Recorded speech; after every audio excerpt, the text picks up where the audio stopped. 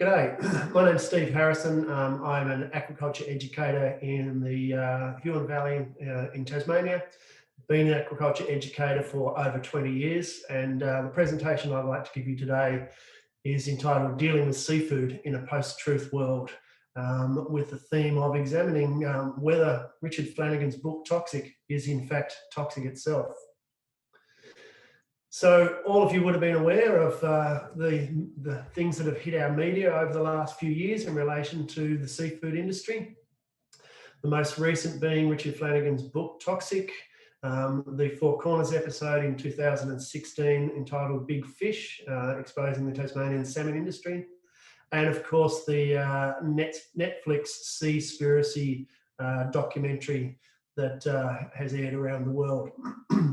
So you guys also be familiar with these guys. These guys are, let's not call them our enemies, but it's definitely they see that themselves are in opposition to us. So from top left, we've got our Marine Protection Tasmania, no fish farms in Tasmanian waters. Of course, we've got Sea Shepherd.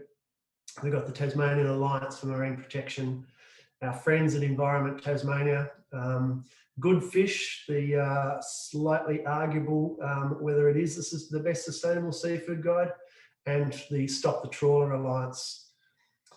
So the first theme I'd like to look at in terms of dealing with seafood in a post-truth world is some research undertaken by Hannah Murphy-Gregory from the University of Tasmania, which she phrases in terms of the concept of governance via persuasion, and examining the concept of a social license to operate and how this concept is used by environmental non-government organisations, or ENGOs. I'm quite happy to provide links to all these papers if people wish to access them in full. So let's examine the concept of social license to operate. A social license to operate is a perception that an organisation has some legitimacy in their operation. Originally, social license was an interaction between a business and its stakeholders. But now it's the ENGOs that are actually taking the lead rather than the corporations. And they use the concept of social license in a negative sense by saying that this is something that a business does not have, emphasising that social license is something that a business has lost or failed to achieve or cannot achieve. And the big definition of social license is it's an intangible, unwritten, tacit contract with society or a social group. And by its very intangible nature, it has some issues for us in the seafood industry. Because social licenses have no legal basis. You can't buy them. There's no accepted rules about how to obtain one. And because of that, the ENGOs can be very clever about shifting the goalposts. So in the concept of the Tasmanian aquaculture, firstly, they're arguing that we should be moving away from inshore, we should be moving to offshore, and if an offshore operation existed, they would have a social license. And now they're saying we need to move on land. So they shift the goalposts all the time. The other problem with social license campaigns is who actually is the community? Who defines it? Who defines what the community is, and who has the authority to speak on its behalf? And ENGOs are seizing the ground, saying only they can speak on behalf of the community. So I guess the whole concept is that it's not a rational tool. It's not based on reason. It's based on ideas and exists in what Murphy-Gregory says the amorphous realm of community attitudes and beliefs. And so the campaigning strategies that ENGOs use is actually not evidence-based. It's actually more of an art. And that's why it's very difficult to counter.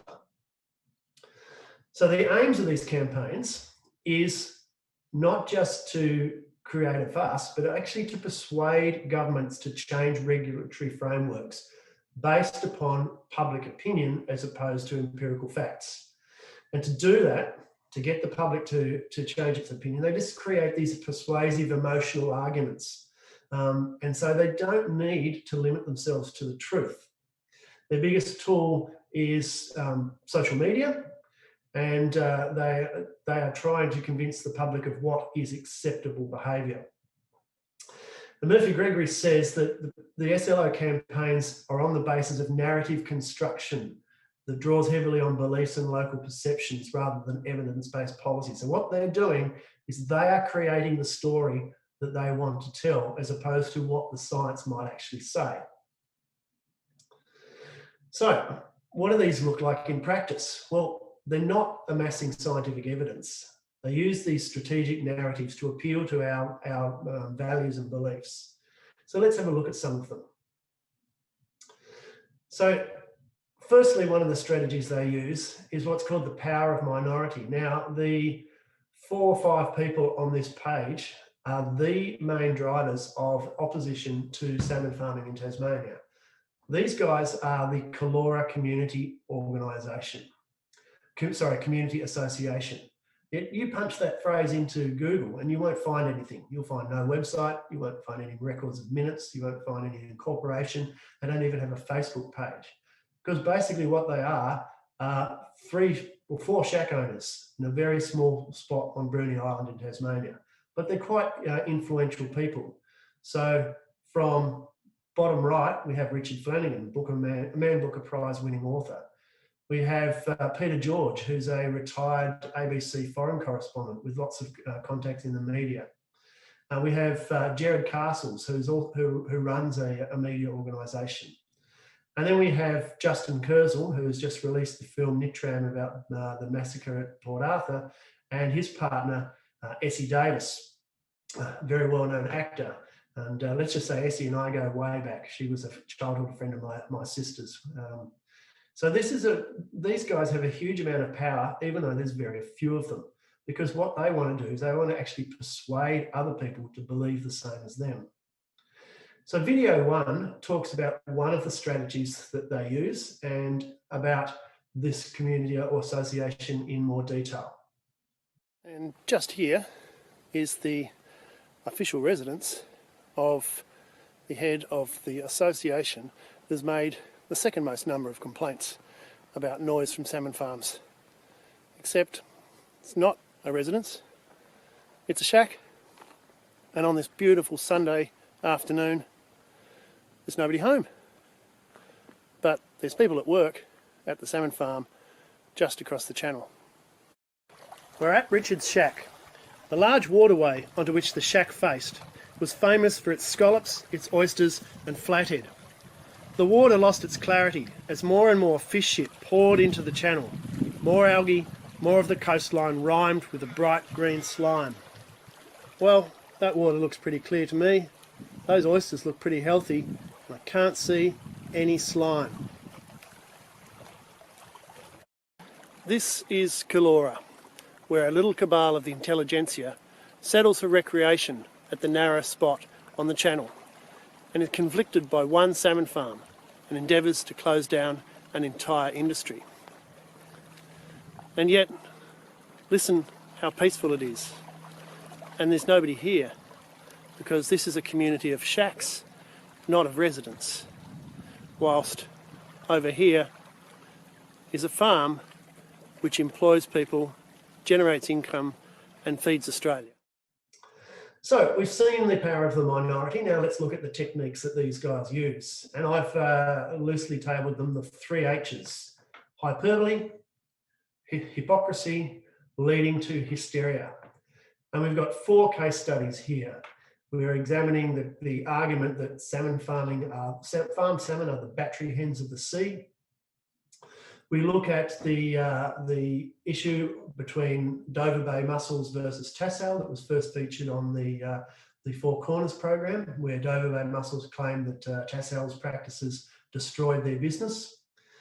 We now look at the issue of the farmers in Hamilton in the Central Highlands who are objecting to tassal's proposed salmon hatchery and the hypocrisy around that. And then finally, we look at Richard Flanagan's Little Shack of Horrors. And there's a number of videos upcoming. So the first one is Battery Hens of the Sea, and this is video 2.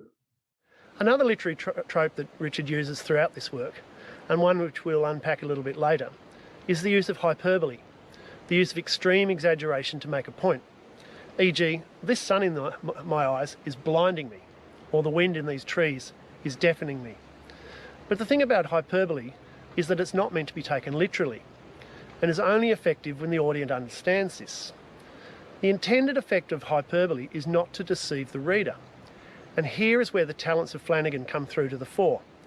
He's using hyperbole in the knowledge that the readers of his book are in the main not familiar with salmon farming, cleverly turning hyperbole back on itself, with the clear intent to encourage the reader that these examples are not exaggerations, but the literal truth. So let's look at some examples today. We'll start with stocking density. Richard uses the hyperbole, saying that Tasmanian salmon is the battery hen of the sea. Now, the informed reader knows that this is an exaggeration. Salmon are stocked at 8 to 10 kilograms per metre cubed, about 1% fish to 99% water. This glass jar is 1 litre. The 10 grams of pebbles in the bottom illustrate the stocking density of Tasmanian salmon. 10 grams of pebbles to 1 litre of jar. But the uninformed reader doesn't realise that the battery hen analogy is hyperbole and is tricked into believing it's true. So let's look at this in some more detail. So, stocking density is a measure of the amount of weight of a farmed animal that you can put into a defined area of space. Now that might be a flat space, or it might be a three-dimensional space. So we can see from that video there that the hyperbole about salmon being the battery hens of the sea is not based in reality. The stocking density is nowhere near what battery hen stocking density is. So the next one we look at is hypocrisy, where we have the issue of the Dover Bay Mussels, who claimed that Tassale's net cleaning practices destroyed their operation. So let's have a look at Dover Bay Mussels. About 20 years ago, I was given the role of managing the operation of a small mussel lease here on Port Esperance, off Pottery Beach. You can just see the remaining mussel buoys in the distance behind us. It wasn't a particularly productive lease. Our growth rates were unpredictable. Some years they'd be great, some years there wouldn't be much at all. We'd get nutrient flows down the Esperance River, which were great, but one thing we did have was that our mussel lines were always covered with an orange tourniquet slime. And remember, we're talking here 21 years ago.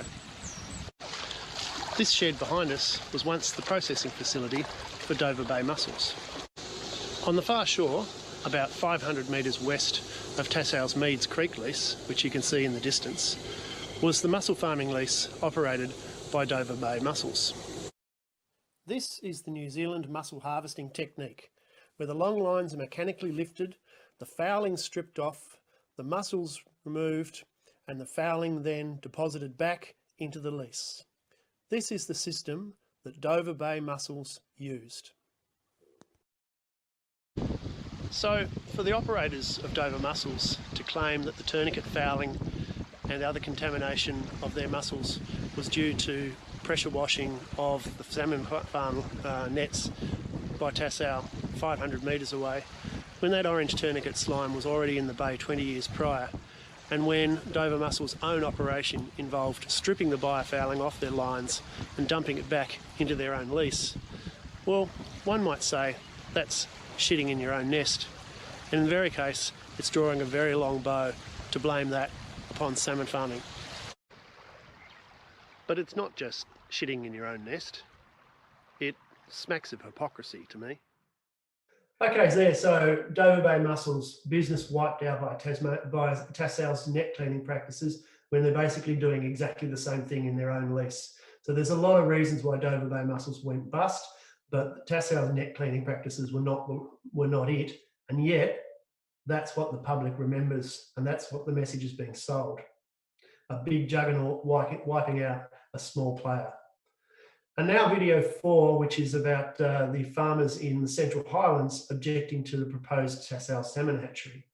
We're just outside Hamilton in Tasmania's Central Highlands, and this is the location of Tassale's proposed Meadowbank hatchery. This is some of the most devastated agricultural land in Tasmania, suffering from deforestation, and in summer it's a dust bowl and a drought area.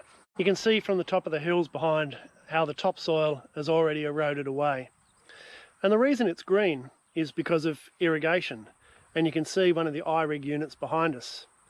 Yet the neighbouring farmer believes that irrigation from the Tassal hatchery is going to contaminate his drinking water when he's irrigating his own land already, and the natural runoff from his combined sheep and cattle farm could be as much as 25 to 30 kilograms of nitrate per hectare. Smacks of hypocrisy to me. This is the lower end of Lake Meadowbank, which continues around the corner in the distance. It's actually part of the Derwent River, dammed for drinking water and for a small power station. This is also the lake where the local farmers draw their water for irrigation and where the runoff from that irrigation runs into the lake. It's also the lake from where they draw their drinking water, and it's also the lake where Tassal's irrigation will allegedly run off. What's not widely known about this lake is that it's possibly the home to the greatest number of Atlantic salmon swimming outside a marine cage, because this lake is regularly stocked by inland fisheries and others with Atlantic salmon, rainbow trout and brown trout, all introduced salmonid species for the recreational trout fishery. So for those farmers to complain about the potential contamination from salmon from the hatchery when they're already drawing their drinking water from a lake which is full of salmonids smacks to me of hypocrisy. So here they are, Atlantic salmon, rainbow trout and brown trout. And if we note down here, are they regarded as pest fish? Doesn't look like it. But having said that, they are very protective of the water in this lake. Okay, so now that we've seen that hypocrisy from the Hamilton farmers and from Dover Bay Mussels, let's look at ourselves at Richard Flanagan's own hypocrisy. The extract from Flanagan's book Toxic, beginning in chapter 1, where he's writing at his writing shack. And he says, "The water, once so clear, grew turbid with the pollution from the farms. Algal growths fed by the massive nutrient outflows from the sludge began appearing on the rocks. Great factory ships with their huge diesel engines now beat up and down the channel 24/7. The noise like the sound of a semi-trailer reversing under your bedroom window. For the first time in almost a quarter of a century, I didn't finish a novel at Bruni. I'd been driven from my workplace. I'd felt sick and cold and lost, and my home defiled by thieves as I lay sleeping." Well, interestingly enough, Richard Flanagan put his house on the his shack on the market only just recently, and the real estate agent had a slightly different story to tell. For example, from the print ad, it said, and there's a picture of the shack there. "Steps from the deck leads to a garden path, taking you right to the water's edge. This track crosses the road and ends at a sitting platform of impressive rock formations. From here, you can literally dive into the water, fish fresh oysters, or just relish in the serenity and beauty. This property, tucked away in a quaint seaside community-minded village, promotes a feeling of total calm and peace. The minute you arrive, you breathe a sigh of relaxation, knowing you're somewhere special while only 1 hour's driving time to Hobart City." So there's a little bit of a conflict between those two stories. So which one is the truth?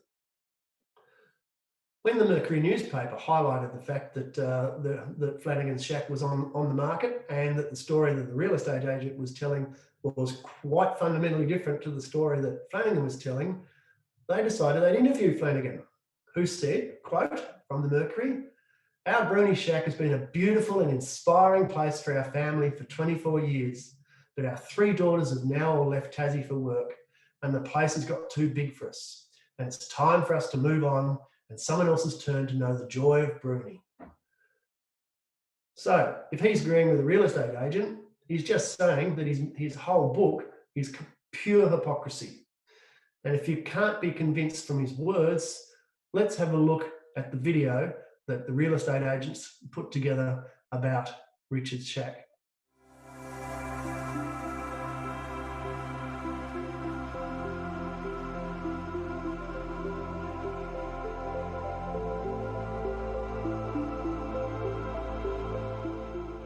This remarkable property is over 3 acres and extends to the high water mark across the road, steps leading down to the stunning coastline. It's rare to obtain waterfront reserve property, but rarer still to own your own water frontage. Let's take a closer look.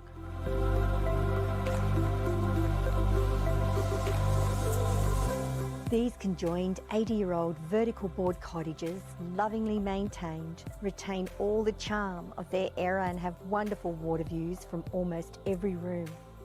In the quaint seaside village of Dens Point, this private woodland parcel is an inspirational place to be, and just being here gives a feeling of total calm and peace.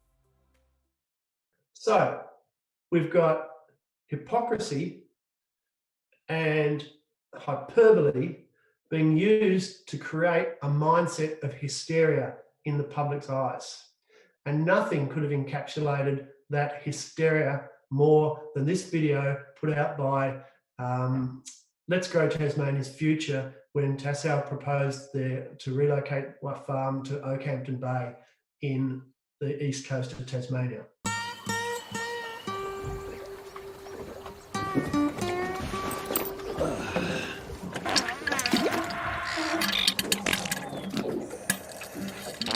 Tassal farming 800,000 salmon in Oakhampton Bay. It's about the same as 10,000 people taking a dump in the bay every day. So let's tell Tassal to dump their plans for Oakhampton Bay. Authorised by A. Bateman. Let's Grow Tasmania's Future, Hobart. So now you've seen examples of the strategies that are used by the opponents. Let's look at it, unpack it a little bit more. Because when they are very mindful of who their audience are. So if we're going to oppose them, we also have to remember our audience. And the first thing we need to be aware of is people aren't stupid, but they are ignorant, which means they don't know. And in terms of us as industry, we have to understand that most people are not as smart as we are. Our opponents realise that people exist in a world where they don't have knowledge. And so therefore, they actually exploit the uninformed and persuade that audience to accept the story that they create. It's actually natural. It's a natural part of being a social being. The human beings involved as social animals. As social animals, we trust the opinions of people that we are friends with. We don't expect they're going to be telling us lies. If someone tells us something that's terrible and we don't know anything about it, our natural response is to believe it, not to deny it or question it. We might question experts, we might question government, we might question businesses, but if our friends tell us something, we say, oh no, that's terrible. Not really, or we definitely don't say, that is complete. So that's the strategy that the ENGOs use in their public and social media. But we have another player. We actually have the mainstream media is a player in this. And this is the concept which researchers call mediatization. I'm going to be drawing upon here from some research, 2 research papers prepared by the same research team from the University of Tasmania. And so this is research by Cullen Knox, Alicia Fleming, Libby Lester, and Emily Ogier about how the media actually plays an active part in creating the story around the seafood industry, in this case particular, the salmon aquaculture industry. Because we need to understand that the media actually shapes the message that we see on our TV screens or read in our newspapers. Media does not play a neutral role. It deliberately influences things. It actually shapes and frames the whole story, but also it shapes and frames the society. So in a way, the media is acting in exactly the same way as the ENGOs do. The media is creating a narrative. So we need to be very mindful if we are trying to oppose these opponents by using the media. We need to remember that the media tells its own story, not our story or your story. They create it. So the environmental conflict in a world of mediatization is actually an interplay between those four partners. It's the activists and their campaigns. It's the practice of the actual journalists and the thrust and approach of the media organisation that they work for. They're the formal government politics and decision-making processes, whether that's politics of government or whether that's the part of the bureaucracy. And then finally, it's us, the industry activities, all interplaying together. So we need to be really mindful of that they all interact. And Exhibit A of mediatization was the Four Corners episode in 2016, where Four Corners deliberately, and this is quoting from Cullen Knox's paper, they depicted the salmon industry as powerful, and therefore the expansion was something that needed to be reined in. They portrayed Tassal as a, quote, corporate juggernaut by creating an atmosphere that Tassal weren't transparent and had no regard for the environment. They interviewed Mark Ryan, the CEO of Tassal, for over 2 hours, and yet they probably put less than a minute carefully constructed to make Mark look shifty and untrustworthy. Meanwhile, the Four Corners portrayed Huon Aquaculture as the humble, environmentally conscious company and one of Tasmania's greatest homegrown success stories, when in fact the two companies operate very, very similarly. So the next thing that Cullen Knox et al. Examine is an analysis of the media following that Four Corners program. So in the 6 months of following Four Corners, there were 158 articles which mentioned salmon farming. 55% of those articles mentioned science, but only 3% of them actually quoted or engaged scientists. So why is that? If the industry is based on science, why aren't the scientists appearing in the media? It's not, in this case, the media deliberately excluding the scientists. It's actually the scientists excluding themselves, because scientists and science institutions are very reluctant to comment.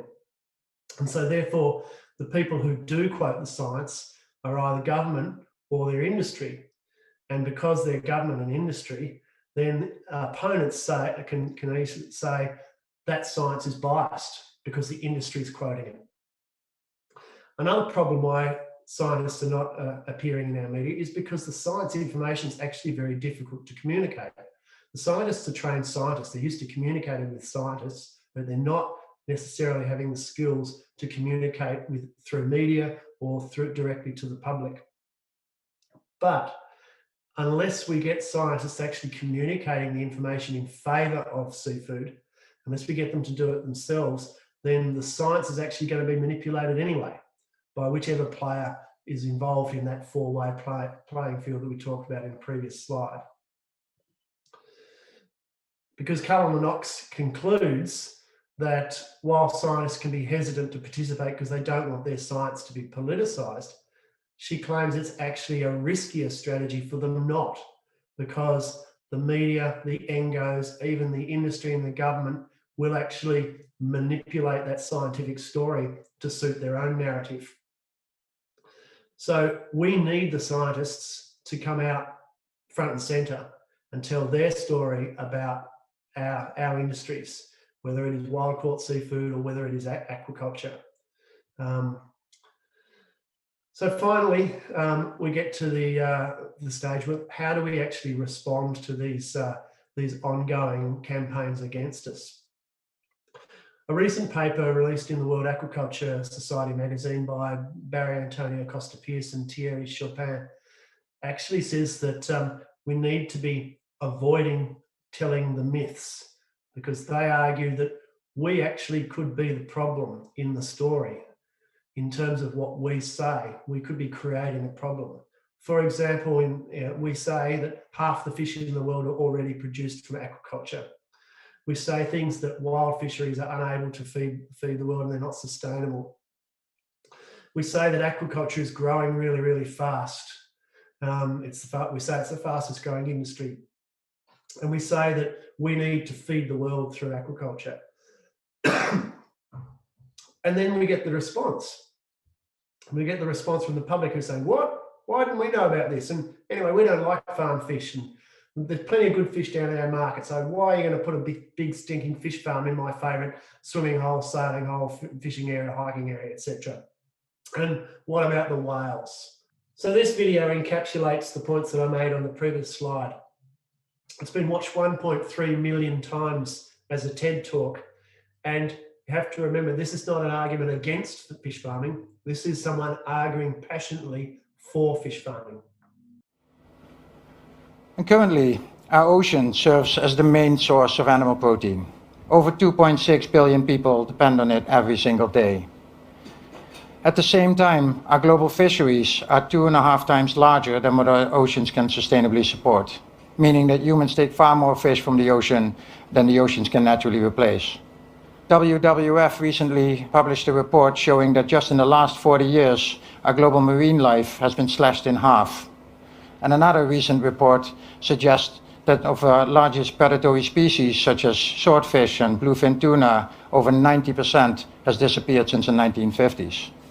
And there are a lot of great sustainable fishing initiatives across the planet, working towards better practices and better managed fisheries. But ultimately, all of these initiatives are working towards keeping current catch constant. It's unlikely, even with the best managed fisheries, that we are going to be able to take much more from the ocean than we do today. We have to stop plundering our oceans the way we have. We need to alleviate the pressure on it. And we are at a point where if we push much harder for more produce, we might face total collapse. Our current systems are not going to feed a growing global population. So how do we fix this? What's the world going to look like in just 35 short years when there's 2.7 billion more of us sharing the same resources? We could all become vegan. Sounds like a great idea, but it's not realistic, and it's impossibly hard to mandate globally. People are eating animal protein whether we like it or not. Or suppose we fail to change our ways and continue on the current path, failing to meet demand. The World Health Organization recently reported that 800 million people are suffering from malnutrition and food shortage, which is due to that same growing global population and a declining access to resources like water, energy, and land. It takes very little imagination to picture a world of global unrest, riots, and further malnutrition. People are hungry, and we are running dangerously low on natural resources. For so many reasons, we need to change our global food production systems. We must do better. And there is a solution, and that solution lies in aquaculture, the farming of fish, plants like seaweed, shellfish, and crustaceans. As the great ocean hero Jacques Cousteau once said, we must start using the ocean as farmers instead of hunters. That's what civilization is all about, farming instead of hunting. Fish is the last food that we hunt. Okay, so let's examine these myths and make sure we avoid them. So reality check number 1, animal aquaculture is not growing everywhere. We are what's called the new geographies for aquaculture: Europe, the Americas, Oceania. But ocean food production is estimated to comprise only 4 to 6% of all human foods. And ocean food is only 17% of the current production of edible meat. For aquaculture, 89% of all global animal aquaculture is in Asia. 60% of that is in China. There's only 3% in Africa, 4% in Europe, 5% in the Americas, and virtually nothing in Oceania. So when we say aquaculture is growing everywhere and people think it's going to take over their environment, it's actually not. So let's stop saying it. There's a qualifier for the Europe one there, and I've put an asterisk because Norway is not technically part of Europe. So I'm not exactly sure whether Norwegian salmon production is included in that figure there. And reality check number 2 is aquaculture is not the world's fastest growing form of protein production. So let's stop saying that it is. as people in previously developing countries become more wealthy, their diets actually change. They change away from being based on starchy staples like rice, flour, and they start eating increasing amounts of meat and dairy. So fish, for most of the world, is a staple food in developing worlds. Fish is not something that the developing middle class are necessarily going to be eating. So if we look at the growth of global terrestrial animal food production, 324 million metric tonnes, that's actually 3 times greater than the production of all edible aquatic foods and more than 6 times greater than aquaculture. So let's stop creating the myth that we are just expanding so rapidly and feeding the world, because that's only going to create a negative view in the minds of our opponents. Reality check number 3, the world does not get half of its fish from aquaculture. The reality behind that is Asia gets 100% of its fish from aquaculture and the rest of the world doesn't, mainly. So we need to be mindful of that while we're talking about how aquaculture is successful, because it is creating a large amount of food. And if you do break down the world population in terms of where it goes, well, yes, 50% does come, but that's in Asia. That's we're not talking about salmon farming or other industrial type farming that we're talking about. The next reality check that these researchers say is that we don't necessarily need aquaculture due to the collapse of the world's capture fisheries, because as Seaspiracy erroneously said, the world fisheries aren't collapsing. They're not collapsing necessarily at all. This graphic here shows which areas of world fisheries are actually biologically unsustainable. That's the orange ones there. So there's only 2 or so, 2 or 3 fisheries in the world which are actually biologically unsustainable. We create the impression that we need more space for aquaculture, but reality is we don't actually take up a lot of space, and we should be talking about the fact we don't take up space. If you take the world's salmon production, the area occupied by all the salmon production in the world is 260 square kilometres, or 0.00008% of the world's ocean area. An analysis of Norway's production, where they grow 1.4 million tonnes a year, that the sea print of aquaculture salmon farms in Norway could actually fit into the total area of Oslo Airport. And in here in Tasmania, the total area of all the farms put together is approximately 1 square kilometre. And here is a look at Norway. All the green dots are salmon farming leases, but those salmon farming leases don't take up the relative amount of space as indicated by those dots on the map. Put them all together and they take up the space on the right of Oslo Airport, which is indicated in the picture on the left. And while this graphic illustrates Tassals farms in Tasmania, the location of Huon and Petunas farms are essentially in the same areas. And if the area of all of those fish farms are put together, you're really only talking about 1 square kilometre. So how do we respond to our opponents? Do we use their techniques? Do we fight fire with fire? Do we expose their own hypocrisy? Do we make them look silly? Well, I've got a YouTube channel where I individually can do that, but I'm not sure if businesses really want to be in the situation of making opponents look silly. Would we not be better by countering that minority, thinking back to the Calora Community Association, and actually actively engaging the majority? Seize back the social license game. It was something invented by business. Let's take it back. And this is social license, not in terms of we're good corporate players because we sponsor the local netball team. We've got to be more than that. We've got to create a bigger narrative than that. So we need to actually change our narrative away from those myths that we talked about to make sure that we're not actually shooting ourselves in the foot. we need to be mindful that just us countering their untruth with facts is not enough, because they don't want facts. And so we need to be creating our own narrative. We can blend our own emotion. We create our own emotion and blend it with science. And ultimately, we need to drag the scientists out of the lab and get them to tell the facts. So in conclusion, I want to take you back to the Four Corners episode, where fundamentally the worst enemy of Tasmanian salmon farming was actually one of our own. Regardless of how well-intentioned morally, environmentally or competitively, if we play out a situation of one company versus another company, or if we play out the wild fish versus farmed fish argument, we're all going to lose. We have to stop saying that farming is saving wild fish, and we have to also stop saying that farming is harming wild fish. We need to be united. So we're not all in the same boat, but we are in the same storm. So if people are interested in finding out more about some of my responses to Richard Flanagan's book, Toxic, here's a link to my YouTube channel, or search Steve Harrison Aquaculture. Or in fact, you could search Richard Flanagan Toxic, and the fourth video that comes up is one of mine. So I'm pretty proud about that. So thank you for your time today.